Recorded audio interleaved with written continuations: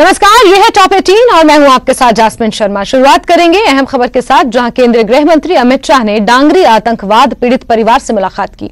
गृह मंत्री ने पीड़ित परिवार को सांत्वना दी और उन्हें इंसाफ का आश्वासन भी दिया। आतंकी हमले में 2 बेटों को खोने वाली सरोज बाला ने न्यूज 18 से खास बातचीत के दौरान कहा कि उन्होंने गृह मंत्री अमित शाह से मुलाकात की है और उन्होंने आश्वासन दिया है कि डांगरी के पीड़ितों को इंसाफ मिलेगा। गृह मंत्री जम्मू कश्मीर के दौरे पर पहुंचे और उनसे अहम मुलाकात डांगरी की विक्टिम फैमिली के परिवार वालों ने की। इस वक्त मेरे साथ वो माता जी हैं जिन्होंने अपने 2 लालों को खोया है, 2 बेटों को खोया है। ये भी अमित शाह जी से मिलने के लिए जम्मू पहुंची थी और इनसे हम बात करते हैं। टाइम कोई 2-2:30 बजे का था जब उनके साथ हमारी मुलाकात हुई है। बस यही हमने बताया कि हमें तो कुछ चाहिए नहीं, हमें सिर्फ बच्चों का इंसाफ चाहिए। तो उन्होंने बोला कि कोई बात नहीं, इंसाफ बच्चों का जल्दी मिलेगा। और उन्होंने ये भी वादा किया हमारे साथ कि मैंने तो आपके घर में आना था, चलो कोई बात नहीं, आप हमारे मिलने के लिए जम्मू में आए। लेकिन उन्होंने मेरा हाथ पकड़ के वादा किया कि कोई बात नहीं, हो सकता है कि मैं महीने 2 महीने या मेरा कोई पता नहीं 10 दिन तक मैं आपके घर में आ सकता हूँ, लेकिन मेरा आपसे एक वादा वचन है कि मैं डांगरी आपके घर में जरूर आऊँगा। तो कैसा लग रहा है आपको मुलाकात के बाद? किस तरह की सेटिस्फेक्शन है आपके अंदर? ऐसे लग रहा है, मुझे तो पूरा विश्वास हो गया कि ये जो हमारा केस था, ये तो केस पहले ही हमारे जो माननीय गृह मंत्री जी अमित शाह जी हैं उन्हीं के हाथ ही में था। लेकिन वहाँ जाने से थोड़ा हमें भी अच्छे से उनके साथ जो हमारी बातचीत हुई है अच्छे से हो गई है। साथ बिठाया उन्होंने, कम से कम हम वहाँ पे 35-40 मिनट तक हमारी बात उनके साथ हुई है और उससे हमें थोड़ा सा ज़्यादा विश्वास हो गया कि हमारा ये जो केस है इस पे थोड़ा अच्छे से कार्रवाई होगी और जल्दी ही ये सॉल्व हो जाएगा। तो ये थी सरोज बाला जी जिन्होंने डांगरी आतंकी हमले में अपने 2 बेटों को खोया है। इनकी मुलाकात देश के गृह मंत्री से हुई है और गृह मंत्री ने इन्हें भरोसा दिलाया है कि इनके साथ इंसाफ होगा। जो दर दर की ठोकरें ये परिवार पिछले 6 महीने से खा रहे हैं, इनके साथ इंसाफ होगा और जल्द ही उन लोगों के खिलाफ, उन आतंकियों को भी मार गिराया जाएगा और साथ ही साथ इस पूरे केस का पर्दाफाश होगा। न्यूज 18 के लिए राजौरी से मैं शक्ति शर्मा। चलिए आगे बढ़ेंगे और उधमपुर जिले में स्थित इब्राह गांव के किसान जैविक खेती कर रहे हैं। जैविक सब्जियों की मांग लगातार बढ़ती जा रही है, जिसे देखते हुए यहां के किसान जैविक खेती कर रहे हैं। जैविक खेती से किसानों को काफी लाभ भी हो रहा है और उनकी आर्थिकी में भी सुधार हो रहा है। मेरा नाम संजीव कुमार शर्मा है। तो ये डबरिया के रहने वाले हैं, पंचायत डबरिया है। तो हम पहले हमारे फादर साहब जी काम करते थे वेजिटेबल का, तो अभी मैं कर रहा हूँ। तो पहले तो ज़माना कुछ और था, इतना फ़ायदा नहीं होता था। अभी इसमें कोई नई तकनीक आई है। एग्रीकल्चर ने भी बहुत तरक्की की है, हमारे लिए नए हाइब्रिड सीड निकाले हैं और पीएमजी किसान की एक योजना आई हुई है जिसके तहत प्रधानमंत्री जी ने हमारे लिए एक बहुत बड़ा ऑफर भेजा है। जो 6,000 रुपया जी ईयरली हमारे लिए भेजते हैं और इससे हम अपना सीड लाते हैं और बुआई देते हैं। उसके लिए हमें किसी के आगे मुहताज नहीं होना पड़ता है, तुरंत पैसा निकाल करके हम यहाँ पर खेती बाड़ी करते हैं। इसमें हमने खेती बाड़ी में घिया लगाया है, भिंडी लगाई है, तोरी लगाई है और टमाटर लगाया है, ये नाम बैंगन लगाया है, मिर्ची लगाई है। तो ये हम लगाते हैं। पहले और आज के समय में बहुत अंतर है। पहले कम मुनाफा होता था और इतना मार्केटिंग नहीं था। मार्केटिंग भी अच्छा है और फसल भी अच्छा उतर रहा है। काफ़ी चेंजिंग आई है, क्योंकि पहले तो किसान के पास पैसा ही नहीं होता था, वो फसल कैसे लगाएगा, पैसे के ऊपर डिपेंड करता था। आजकल तो पैसा है, उसके अकाउंट में है, वो अकाउंट में जाएगा तुरंत, उसको जब ज़रूरत पड़ेगी तो जाएगा, वो अपना पैसा निकाल करके वो अपना खेत सजा सकता है और अपनी कमाई अच्छी कर सकता है। उसको कोई दिक्कत नहीं है, मेहनत और लगन से कार्य करे तो उसको कोई टेंशन नहीं है। नई जनरेशन को ये मैसेज देते हैं कि नई जनरेशन जो है, जो नौकरियों जहाँ और किसी तरीके में फंसने के चक्कर में जा रहे हैं, नौकरी करे, अच्छी बात है, नौकरी तो करनी है। अगर नौकरी नहीं मिलती है तो वो अपना कोई भी व्यवसाय करे, सीड के ये वेजिटेबल के लिए करे, कोई और करे, और बहुत तरीके हैं, उसमें जो है बेरोजगारी कम हो जाएगी। क्योंकि प्रधानमंत्री जी ने पूरा जोर हमारे लिए लगा रखा है, हम भी उनके लिए, उनकी अच्छी कार्य के लिए अच्छा जोर लगाएं, ताकि ये पता लगे कि हिंदुस्तान का किसान क्या है। अमित शाह ने आज श्रीनगर के श्री प्रताप पार्क में बलिदान स्तंभ की आधारशिला रखी। कार्यक्रम को देखते हुए इलाके को सैनिटाइज किया गया था और सुरक्षा के पुख्ता इंतजाम किए गए थे। गृह मंत्री अमित शाह के जम्मू कश्मीर दौरे का आज दूसरा दिन है।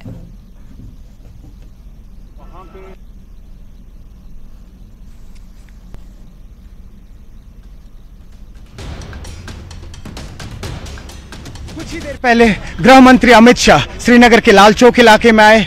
श्री प्रताप पार्क एक ऐसी ऐतिहासिक पार्क है, वहां पर आए और वहां पे बलिदान स्तंभ की नींव डाली। और इसी इरादे से ये नींव डाली गई कि पिछले 32 साल से न सिर्फ कश्मीर में बल्कि पूरे हिंदुस्तान में जितने भी लोगों ने बलिदान दिया है उनको एक श्रद्धांजलि दी जाए। न्यूज़ 18 के लिए अयूब खान के साथ में सरोज कफील।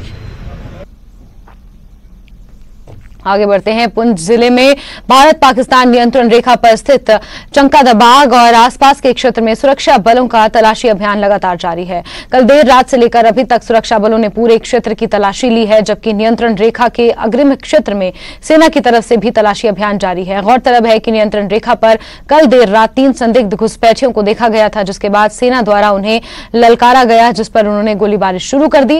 इस गोलीबारी में सेना का एक जवान भी जख्मी हुआ था, जिसे आज एयरलिफ्ट करके उधमपुर भेजा गया। वहीं सुरक्षा बलों की तरफ से घुसपैठ कर रहे आतंकियों के खिलाफ 14 घंटों के बीत जाने के बाद भी अपना अभियान लगातार जारी रखा हुआ है।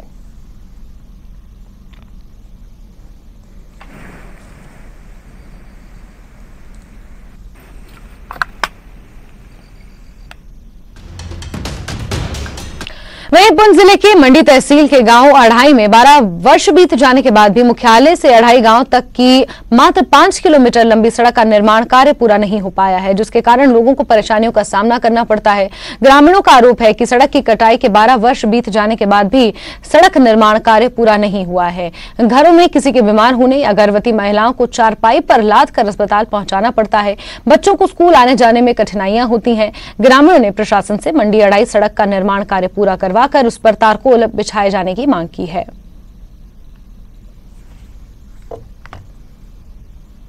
सर, हमारी सड़क की परेशानी है। हमारी हॉस्पिटल से करीब हमारे 5 किलोमीटर दूरी पे हमारा घर, तो यहाँ तो हमें आज ही बंदे उठा कर जाना पड़ता है। अगर कोई हमारा बीमार हो जाता है तो उठा कर जाना पड़ता है हमें।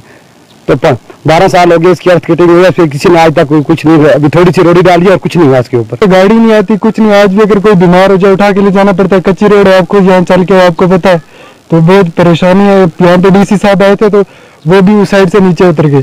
तो हमने कोशिश की थी, यहाँ पे हमारी आई थी वो डीडीसी की चेयरपर्सन, तो उनको हमने यहाँ ही रोकने की कोशिश की, लेकिन उन्होंने गाड़ी नहीं रुकाई, वो सीधे नीचे निकल गए। हम भी चाहते हैं कि एडमिनिस्ट्रेशन डीसी साहब से हमारी ये रिक्वेस्ट है कि वो यहाँ हमारी रोड को भी देखें। आज गरीब आवाम के 10 साल हो गए, जमीन इन्होंने उखाड़ के रख दी हुई है, तो कोई इसका आता ही नहीं हाल देखने के लिए। जब भी हम जाते हैं डिपार्टमेंट वाले, हम टेंडर कर देंगे जी, टेंडर हो जाता है, फिर ठेकेदार आता ही नहीं कोई काम करने के लिए। 27 लाख रुपए में 400 मीटर रोड पे 6 डंपर नहीं उसने डाले नीचे रोड पे। इसको 12 साल हो गए अर्थ कटिंग को। यहाँ पे हमें लुक चाहिए कम से कम। हमें इस रोड पे ये है कि किसी दरिया का खतरा नहीं है, किसी पुल का खर्चा नहीं है। ये बिल्कुल सिंपल सी रोड है, इसमें हमें सिर्फ लुक की कमी है। जब बच्चे स्कूल जाते हैं हमें रोड की परेशानी होती है, यहाँ पे गाड़ियां नहीं है। जब हमें बाजार से सामान खरीदना पड़ता है वो कंधे पे उठा के लेना पड़ता है। जब यहाँ पे कोई बीमार हो जाता है तो हमें चारपाई पे उठा के हॉस्पिटल में ले जाना पड़ता है।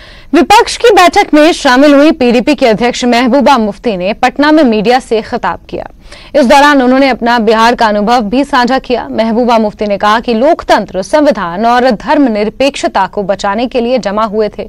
उन्होंने कहा कि अब भी अगर विपक्षी एकता न होती तो 2024 में न विपक्ष बचता और न ही विपक्ष के नेता। यहाँ के कॉन्स्टिट्यूशन को बचाना है, ये नीतीश कुमार जी ने सबको इकट्ठा लाया, इकट्ठा किया। ये इतना आसान नहीं है, बहुत मुश्किल काम किया उन्होंने, जिसके लिए मैं उनको बार बार जो है कॉम्प्लीमेंट करना चाहती हूँ। लालू जी भी थे। तो मुझे उम्मीद है कि जो मुल्क के हालात, अगर इस मुल्क को बचाना है, यहाँ के कॉन्स्टिट्यूशन को बचाना है, ये हिंदू मुस्लिम की बात नहीं है। अब तो मेरे कहने का मकसद ये है कि अगर हम सब लोग इकट्ठे होके मुल्क के लोगों को एजुकेट नहीं करेंगे कि आने वाले वक्त क्या होने वाला है। ये तो खाली अमेरिका में तो हिंदुस्तान नहीं बसता, हिंदुस्तान तो यहाँ बसता है, जहाँ आपके पास लोगों को जब से ये सरकार बनी है गरीबी और ज़्यादा आ गई है। लोगों को अगर फ्री राशन न मिले तो खुदा न खास्ता भूखे मर जाएंगे, क्योंकि उनके पास नौकरी कमाने का साधन नहीं है। बेरोजगारी में विश्व गुरु बन गए हम, इंटरनेट शटडाउन में विश्व गुरु बन गए हैं, महंगाई में विश्व गुरु बन गए हैं, एक दूसरे को नोच खाने में विश्व गुरु बन गए हैं। तो ये सब तब तक खत्म नहीं होगा जब तक अपोजिशन इकट्ठा नहीं होगा। और मुझे खुशी है पटना एक ऐसी जगह बनी जहां पहली बार इतनी अपोजिशन की पार्टी इकट्ठे हुई और उन्होंने बात की और उन्होंने ये अहद किया कि हम इकट्ठे होंगे। अगर इस मुल्क को बचाना है, अगर इस मुल्क की जो वहदत है, इस मुल्क की जो इंटेग्रिटी है, अगर गांधी के मुल्क को बचाना है, अगर नेहरू के मुल्क को बचाना है, तो उसकी शुरुआत जो है, जो शुरुआत उन्होंने जम्मू कश्मीर में की आइडिया ऑफ इंडिया को दफन करने की, उस शुरुआत को पटना से हमने शुरू किया कि फिर से जिंदा करना है। और खबरों का सिलसिला जारी है, लेकिन वक्त एक छोटे से ब्रेक का।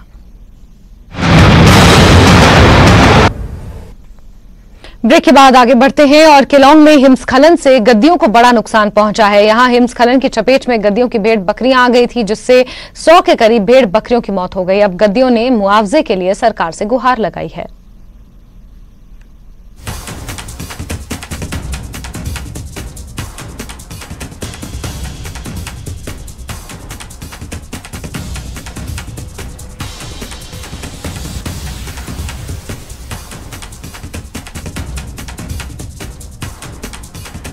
आपके माल तो एक कन्नी का चला ही गया, कोई 100 माल चला गया। अच्छा, उसमें 20-30 नाग सारे के थे। अच्छा, हाँ जी।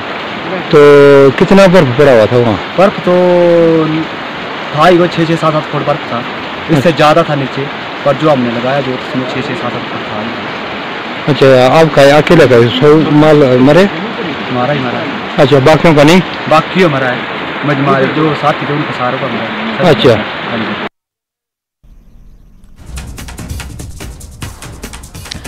और इस बीच बात एक बड़ी खबर की करेंगे। एशियाई खेलों के लिए जम्मू कश्मीर के 2 खिलाड़ियों का चयन हुआ है। इस वक्त की बेहद अहम खबर, बनूरताब सिंह और ओवैस अहमद का चयन हुआ है। वुशु में 13 खिलाड़ियों का दल हिस्सा ले रहा है। सितंबर-अक्टूबर में चीन में ये मुकाबला होना है, जिसमें जम्मू कश्मीर के भी 2 खिलाड़ियों का चयन हुआ है। एशियाई खेलों के लिए ये चयन हुआ है। बनूरताब सिंह और ओवैस अहमद का चयन हुआ है। वुशु में 13 खिलाड़ियों का दल हिस्सा लेगा। आपको बता दें कि सितंबर-अक्टूबर के माह में चीन में यह मुकाबला खेला जाएगा। और बेहद गर्व के साथ हम आपको बता रहे हैं कि जम्मू कश्मीर के भी 2 खिलाड़ियों का इसमें चयन हुआ है। बनूरताब सिंह और ओवैस अहमद का ये चयन हुआ है, जो चीन में वुशु में हिस्सा लेने के लिए एशियाई गेम्स में जाएंगे। बड़ी खबर आपको बता दें, जहां जम्मू कश्मीर के 2 खिलाड़ियों का चयन वुशु के लिए हुआ है। चीन में यह मुकाबला सितंबर-अक्टूबर के महीने में खेला जाएगा। जम्मू कश्मीर से भी 2 खिलाड़ी इन 13 खिलाड़ियों की टीम में शुमार होंगे।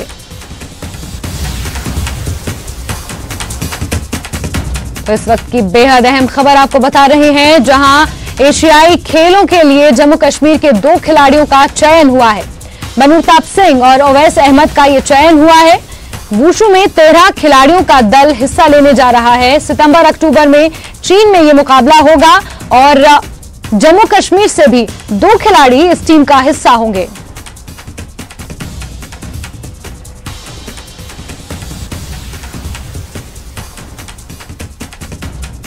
चलिए आगे बढ़ेंगे और हिमाचल की खबरों से रूबरू कराएंगे आपको, जहां मानसून एंट्री ले ली है। 25 और 26 जून को भारी बारिश की चेतावनी जारी की गई है। मौसम विभाग ने ये येलो अलर्ट इसको लेकर जारी किया है। सोलन, सिरमौर, मंडी, कांगड़ा, शिमला, ऊना, बिलासपुर में सबसे ज्यादा बारिश की संभावना जताई गई है और इसको लेकर येलो अलर्ट मौसम विज्ञान केंद्र ने जारी किया है। 25 और 26 जून के लिए ये येलो अलर्ट जारी किया गया है। मूसलाधार बारिश इन इलाकों में हो सकती है। मंडी, सिरमौर, बिलासपुर, कांगड़ा, इन इलाकों में जमकर बारिश होने की संभावना मौसम विज्ञान केंद्र ने जताई है।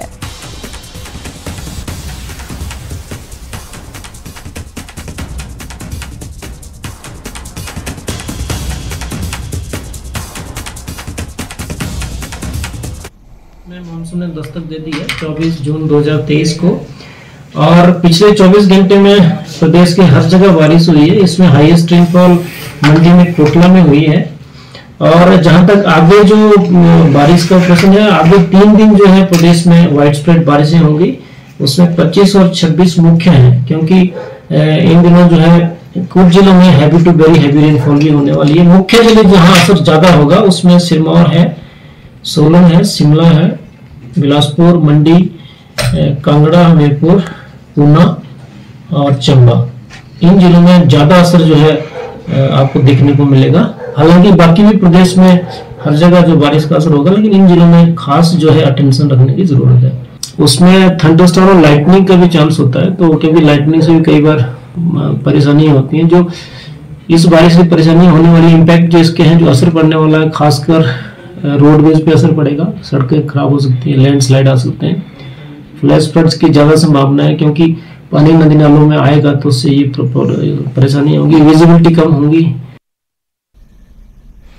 शिमला में आज भी बारिश से बर्बादी देखने को मिली है। कहीं मलबा गिरा है तो कहीं पेड़ सड़क पर जा गिरा है। शिमला में डिग्गी बावड़ी के पास मलबा गिरने से सड़क किनारे खड़ी 5 गाड़ियां दब गईं। ढली टनल के साथ बन रही टनल का मलबा नीचे की तरफ आने से यह घटना घटी, जबकि शिमला के चौड़ा मैदान के पास बारिश की वजह से एक बड़ा पेड़ सड़क पर आ गिरा।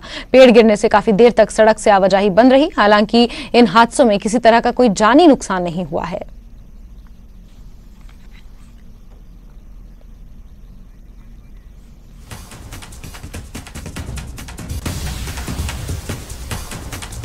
तो 2 तस्वीरें आपको दिखा रहे हैं। शिमला में बारिश की वजह से ये 2 हादसे हुए हैं, जहां ढली टनल के पास इस मलबे में अचानक ये कारें दब गईं, और दूसरी तस्वीर आपको दिखा रहे हैं चौड़ा मैदान के आगे यूनिवर्सिटी की तरफ जाती हुई इस सड़क में एक बड़ा पेड़ गिर गया, जिसकी वजह से आवाजाही कुछ देर के लिए बंद रही। राजधानी में बीती रात से बारिश का सिलसिला जारी है, और उसी की 2 तस्वीरें हम आपको दिखा रहे हैं कि बारिश, प्री मानसून बारिश ने कितना कहर अभी से मचाना शुरू कर दिया है।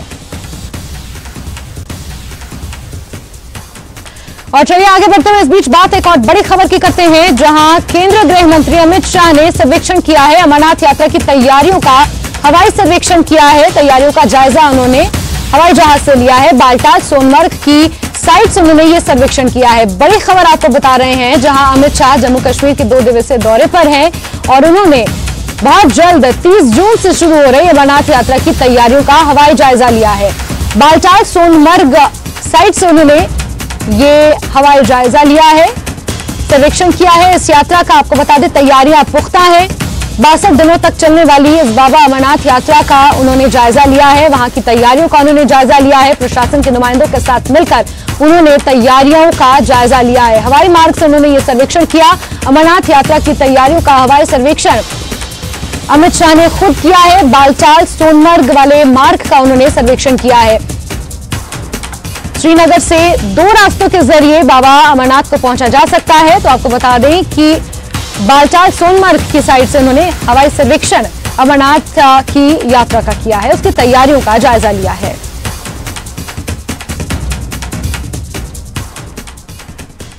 चलिए आगे बढ़ते हैं। और अगले साल से शूलिनी मेला राष्ट्रीय स्तर का होने वाला है। ये बात सोलन पहुंचे मुख्यमंत्री सुखविंदर सिंह सुक्खू ने कही। सीएम ने कहा कि प्रदेश में व्यवस्था परिवर्तन के लिए वो काम कर रहे हैं, और वो व्यवस्था परिवर्तन के लिए हिमाचल की जनता का सहयोग चाहते हैं। बहुत बहुत शुभकामनाएं। ये एक राज्य स्तरीय मेला है, और शूलिनी माता के दरबार में आज हमारे सभी विधायकगण और हम खुद भी आए हैं माता से आशीर्वाद लेना के लिए। आज इस मेले के जो शुभारंभ दिन है, उस दिन मैं खुद भी उपस्थित हुआ। धनीराम शांडिल जी और हमारे सभी सम्मानित विधायक हैं। इस माँ से आशीर्वाद माता पिता की सेवा करें। मैं निश्चित तौर पर इस दृष्टिकोण से बात करूँगा, और अभी मैंने कुछ इनपुट मांगे हैं, तो अभी मैंने डीसी साहब को बोला कि मुझे आधा पौना घंटे में इनपुट दीजिए। और ये ऐसी हमारी जो संस्कृति है, और उस संस्कृति को हम राष्ट्रीय स्तर पर भी पहुंचाना चाहते हैं। हम चाहते हैं कि ये राष्ट्रीय स्तर का मेला भी हो। पर उससे पहले मैं जब मुझे अभी इनपुट मांगे हैं, मैंने आर्ट एंड कल्चर लैंग्वेज से मांगे हैं। और कांगड़ा में मानसून का खासा असर देखने को मिल रहा है। यहां बीती रात से मूसलाधार बारिश हुई, जिसकी वजह से जिले के नदी और नाले अपने उफान पर आ गए हैं। स्थिति को देखते हुए एसडीआरएफ और जिला प्रशासन पूरे तरीके से अलर्ट मोड पर नजर आ रहा है।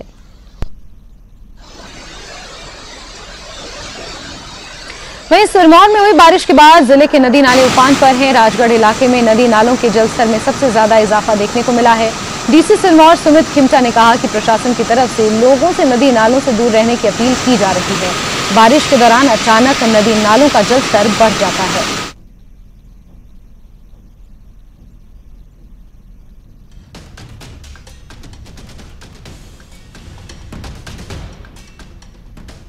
वहीं मंडी में बारिश के बाद उपमंडल की खडें अपने उफान पर हैं। धर्मपुर में सोनखड के उफान पर होने से काड़ापतन में पुल के करीब पानी पहुंच गया। यहां बीती रात 5 घंटे लगातार बारिश हुई थी। हालांकि फिलहाल बारिश बंद है, लेकिन उसके बावजूद भी सोनखड का पानी खतरे के निशान के कहीं ऊपर बह रहा है। पुल के पास खड का पानी पहुंच चुका है और महज 5 घंटे की बारिश से ये मंजर यहां पर नजर आ रहा है।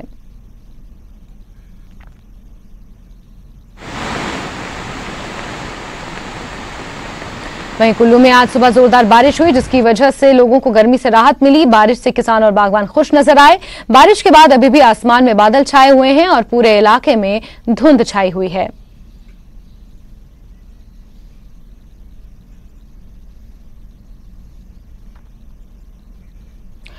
और चंबा में गर्मी पड़ने से यहां के तापमान में काफी बढ़ोतरी हो चुकी है। पिछले 1 हफ्ते से लगातार बढ़ रही गर्मी से लोग काफी परेशान हैं। ठंडा पानी पीकर गर्मी से राहत पाने की कोशिश कर रहे हैं। हालांकि इस गर्मी से ठंडे पेयजल से जुड़े कारोबारियों को फायदा हो रहा है।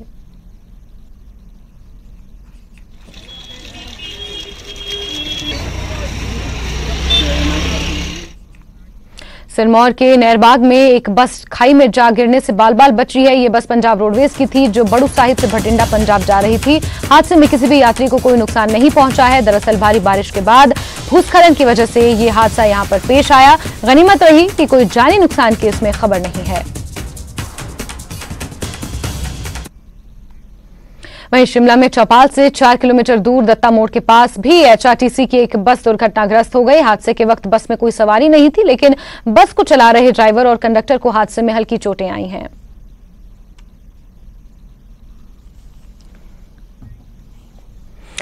और इसी के साथ बुलेटिन में फिलहाल के लिए बस इतना ही। नमस्कार।